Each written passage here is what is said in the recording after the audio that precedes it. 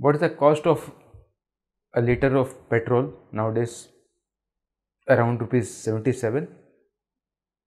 So you have to pay rupees 77 to buy 1 liter of petrol.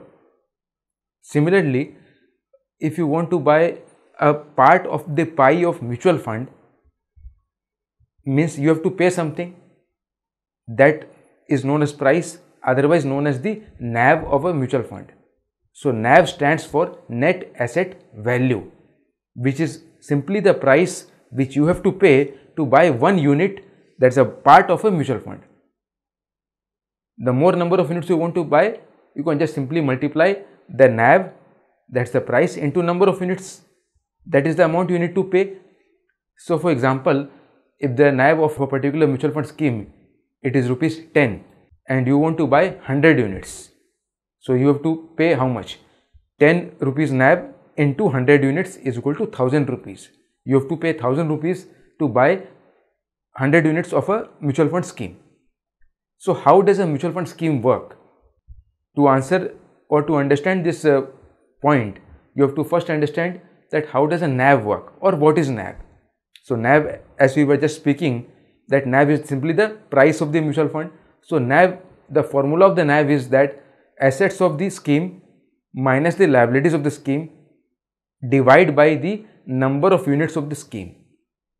Assets means all the shares, bonds, debentures, or whatever be the securities in the portfolio of the scheme, minus the liabilities.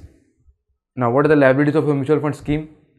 It is the salaries, the expenses, the rentals, the commissions, whatever be the expenses which the scheme fund manager is incurring to run the scheme.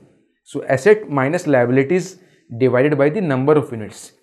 Every day someone is buying the units, every day someone is selling back the units. So in net you have a net number of units. So you are simply dividing the asset minus liabilities of the scheme by the number of unit. You get the price of the scheme known as the net asset value.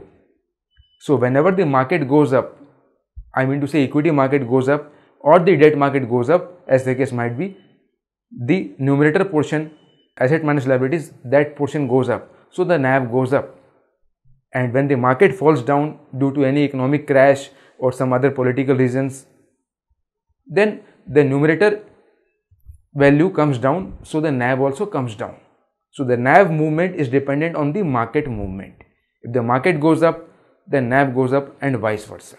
This is how a mutual fund investment works. This is how the NAV works. I hope you've understood the concept of NAV and the mutual fund. Thank you.